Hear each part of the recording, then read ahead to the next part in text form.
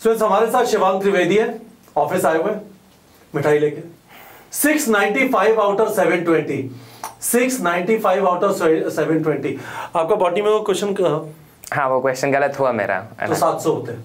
तो आप समझ सकते हैं कि हमारे साथ एक बहुत इंटेलिजेंट मिस्टर शिवांग त्रिवेदी है।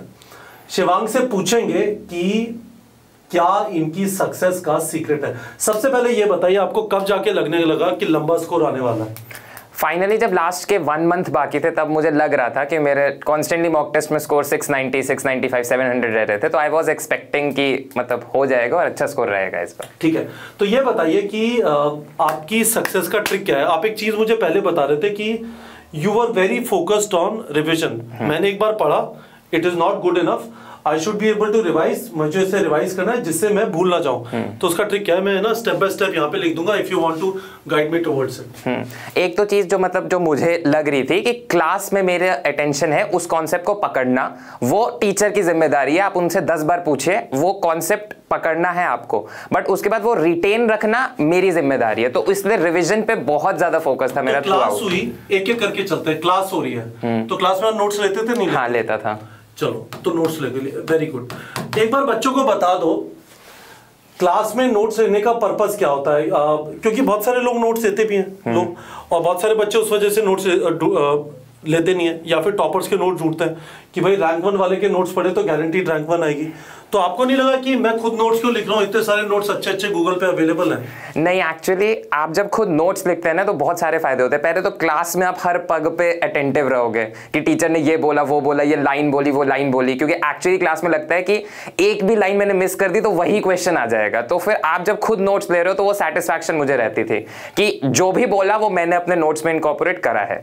दूसरा, मुझसे जनरली दूसरों के नोट्स से बहुत पढ़ा नहीं जाता था, मुझे कॉन्फिडेंस ही नहीं आता था। किसी से भी नहीं पढ़ा जाता। मैं आपको बताता हूं स्टूडेंट्स, दूसरों के नोट्स और बुक्स में कोई फर्क नहीं है, छपी हुई है ना किसी और की। ये जो है ये कस्टमाइज मामला है, this is as per your requirement. By the way this is also जो टीचर ने पढ़ाया, आपने जैसे एब्जॉर्ब किया उसको आपने कैप्चर कर लिया, and this is what you are going to revise. So fair enough. अब आपने नोट्स ले लिए, इसके बाद क्या करते थे? इसके बाद जैसे ही क्लास खत्म हुई मैंने उसे रिवाइज मतलब आधे घंटे का टाइप्स ब्रेक ले लिया और उसके बाद तुरंत उसकी रिवीजन करी, जितने भी क्लास में हुए उसके नोट्स की रिवीजन करी। इसका मतलब क्या है रिवीजन का मतलब? रिवीजन मतलब जो भी हुआ उसे एकदम, मतलब मेरे पास एक व्हाइट बोर्ड था तो जनरली मैं ट्राई करता था उसे एक बार अच्छे से जो जो एक एक लाइन पढ़ी है वो एक एक लाइन में रीड करते जाऊं और साइमल्टेनियसली लिखते जाऊं। फिजिक्स में अगर कोई सॉल्व एग्जांपल करवाया तो सॉल्व एग्जांपल भी मैं सॉल्व करूं वापस। तो आप कुछ इन नोट्स को एक्स्ट्रा नहीं बना रहे, बस आप इसको रिवाइज कर रहे हैं? हाँ, इस दौरान तो मैं सिर्फ रिवाइज कर रहा हूँ। You are trying to absorb कि आज क्या पढ़ाएंगे। हाँ exactly. Have I understood it या कोई चीज नहीं, बस यही है, जो भी आज पढ़ाया गया उसे मुझे ढंग से अपने अंदर अब्सॉर्ब करना है। फेयर इनफ, ठीक है। तो स्टेप 1 हो गई है, एब्जॉर्प्शन हो गया। इसके बाद क्या? इसके बाद नेक्स्ट डे, मतलब जनरली रात में मैं जल्दी सो जाता था, तो उसके बाद नेक्स्ट डे सुबह उठ के वापस इनका एक और रिवीजन करता था। Next day? हाँ नेक्स्ट डे मॉर्निंग में सुबह उठते ही फर्स्ट। यार एक चीज बताओ शिवांग, क्वेश्चन प्रैक्टिस कब कर रहे हो? क्वेश्चन प्रैक्टिस इसके बाद आएगी? अब यहाँ पे इसके बाद। अच्छा, तो एक और रिवीजन किया। अब यहाँ पे रिवीजन के बाद मैंने पढ़ी एनसीईआरटी। इसके बाद एनसीईआरटी पढ़ी, एनसीईआरटी रीडिंग। एनसीईआरटी रीडिंग करते समय मार्जिन्स में नोट्स वगैरह ले रहे हो? मैं जनरली नोट्स के बगल में थोड़े से स्पेस छोड़ देता था, इन केस मुझे कुछ भी एक्स्ट्रा मिले तो मैं वहीं पे नोट डाउन कर लेता था कभी कभी। तो आप ये कह रहे हैं कि मतलब अगर मैं पेज बनाऊं एक ऐसा दिखाई दे रहा है तो आप इतना स्पेस एनसीईआरटी से कुछ मिलेगा तो नहीं, मतलब जैसे बायो के एनसीईआरटी है ना एकदम सेम पैटर्न में कि आपके पास अगर 2 पेज हैं तो उस वाले पेज पे नहीं, बट जो दूसरा एक साइड पे पेज है वहां पे जगह छोड़ दें। ये वाला एग्जैक्टली इस पॉइंट पे मैंने थोड़ी जगह छोड़ दी। तो आप ये कर रहे हैं कि एनसीईआरटी से वही चीज लिखेंगे जो आपके नोट्स में कवर नहीं हुई, एक्स्ट्रा नहीं लिखेंगे? नहीं, एक्स्ट्रा नहीं लिखेंगे। So you are being very very careful कि ऐसा ना हो कि एनसीईआरटी के 10 पेजेस के मैं 25 पेज के नोट्स बना दूं। नहीं, that is waste of time. हाँ, that is actually waste of time, क्योंकि आपने बढ़ा लिया, आपको कम करना है। हाँ, कम करना है एग्जैक्टली। और इसमें भी मैं कलर चेंज कर देता था। मानिए जैसे अब मैंने लिखा है तो मैंने पूरा ब्लू पेन से लिखा है, अब कुछ मुझे इस मार्जिन में नहीं डालना है, मैं चाहता हूँ उसी कॉन्टिन्यूटी में इंसर्ट कर दूं, तो रेड पेन ले लिया, रेड पेन से इंसर्ट कर दिया। Fair enough. तो ये एनसीईआरटी रीडिंग करके आपने नोट्स को थोड़ा कस्टमाइज कर लिया, नोट्स प्लस प्लस कर दिया। एग्जैक्टली, ठीक है। और अब इसके बाद अगर जैसे फिजिक्स है या केमिस्ट्री है तो मतलब जनरली इसके बाद थोड़ा ब्रेक लेके तुरंत उसके बाद फिर क्वेश्चंस पे आ जाता हूं मैं। जनरली जो साथ साथ इन टेक्स्ट क्वेश्चंस रहते हैं वो मैं सॉल्व कर लेता हूँ। बेसिकली जो एनसीईआरटी बेस्ड क्वेश्चंस हो गए उनको मैं सॉल्व करते गया टॉपिक वाइज, कुछ टॉपिक हो उसके क्वेश्चंस मैंने तुरंत सॉल्व कर दिए। तो ऐसे में क्वेश्चंस भी साथ साथ कवर होते गए एक डिसेंट लेवल के। और उसके बाद अगले दिन भी, अब उसके बाद मेरे पास जो दिन बचा है उसमें मैं कुछ और प्रिपरेशन कर रहा हूँ, कुछ और रिवाइज कर रहा हूँ, पिछले चैप्टर्स रिवाइज कर रहा हूँ या क्वेश्चंस प्रैक्टिस कर रहा हूँ पिछले चैप्टर्स के। एंड फिर नेक्स्ट डे अगेन उसी सेम क्लास होने से पहले वापस एक और बार रिवाइज कर लिया। सो दिस 3 डे रिवीजन ये जो इंसर्ट्स इन माइंड। एक ये वाला फ्लो कंप्लीट हो गया एमसीक्यू प्रैक्टिस के साथ। अब आपका ऑब्वियसली यही वाली चीज नेक्स्ट क्लास के लिए स्टार्ट हो जाएगी। पर इसी का एक और रिवीजन कर लेंगे नेक्स्ट क्लास में ना। फिर उससे आप एक्चुअली वो कंटिन्यूटी महसूस कर पाते हैं कि this is where I left and now teacher अब यहां से आगे बढ़ा। मेरा सवाल है, इस वाले रिवीजन में कितना टाइम लग रहा है? इस वाले रिवीजन में अराउंड 2 to 3 आवर्स लगते थे। अच्छा ये बताओ, ये वाली क्लास कितनी देर की है? 3:45 to 8 के अराउंड रहती थी। 4-4.5 हाँ भाई। Fair enough. 4.5 आवर्स। इसको रिवाइज करने में आपने 3 घंटे लगाए। इसमें कितना टाइम लगा इस वाले रिवीजन? इस वाले रिवीजन में जनरली 2 घंटे लगते थे। हाँ 2 घंटे। ओके, और इस वाले में? और इस वाले रिवीजन में तो ये क्विक लगभग सेम टाइम, मान लीजिए 2 घंटे। तो मुझे एक चीज बताओ, इतना टाइम आपका जो स्टडीज चल रहा है उसके साथ सारा मुद्दा ये, पहली चीज तो someone has to think through कि हाँ यार रिवीजन करना है रेगुलरली। पर दूसरा चैलेंज यहाँ पे ये भी आता है, do we have time to do this much revision? क्योंकि दोनों प्रेशर आ रहे हैं, एक सिलेबस कंप्लीशन, टीचर पढ़ाए जा रहे हैं, आगे बढ़े जा रहे हैं, है ना, और साथ में आपने यहाँ पे रिवीजन का टास्क और लगा दिया, हैवी रिवीजन कर रहे हैं, मतलब डेली का, क्योंकि पीछे का आप 2-2 घंटा ऐड किए जा रहे हैं। तो कैसे मैनेज होता था ये? अब बस यहाँ पे ये वाला पोर्शन खत्म। अब मेरे लिए बेसिक काम था कि कम से कम जो क्लास में चल रहा है ना उससे मैं पीछे ना रह जाऊं। तो बेसिकली क्लास में अगर वो जिस भी स्पीड से पढ़ा रहे, मेरी ड्यूटी है कि वो मैं रिटेन रखूं, एंड वो वाला पर्पस ये रिवीजन सॉल्व कर देता था। तो this was the basis of the entire preparation. तो अगर आपको यही बेसिस रखना है तो ये टाइम बहुत ज्यादा नहीं है। तो मैं आपको आई गिव यू, हम लोग क्या स्केड्यूल रेकमेंड करते हैं, जैसे हमारा एक ड्रॉपर बैच है, हम एक्सपेक्ट करते हैं स्टूडेंट से सुबह 8 बजे उठेगा, फिर 9:30 से 3 बजे तक क्लासेस होती हैं, live classes, 3 classes of 1.5 hour each, half an hour break in between. उसके बाद हम एक्सपेक्ट करते हैं 3 से 4 स्टूडेंट लंच कर लेगा, थोड़ा बहुत ब्रेक ले लेगा, 4 से 6 एक रिवीजन और होमवर्क कर ले, ठीक है, 6 से 7 ब्रेक ले ले, 7 से 9 एक एमसीक्यू प्रैक्टिस कर रहा, फिर एक और ब्रेक ले ले 9 से 10, और 10 से 12 एक और MCQ. These are students who are not going to school. हाँ ठीक है। तो अब और लास्ट में एक और घंटे का रिवीजन मिला और बीच में 2 घंटे का। तो मैं देखने की कोशिश कर रहा हूँ कि मैंने जो स्टूडेंट्स को रेकमेंड किया है उसमें कुछ मिस हुआ है क्या। यहाँ पे आपने 3 घंटा रिवीजन का मांगा, यहाँ पे 2, यहाँ पे 2, पर इन 2 के अलावा क्लास डे 2 का भी यहाँ पे रिवीजन आ रहा होगा, राइट? हाँ।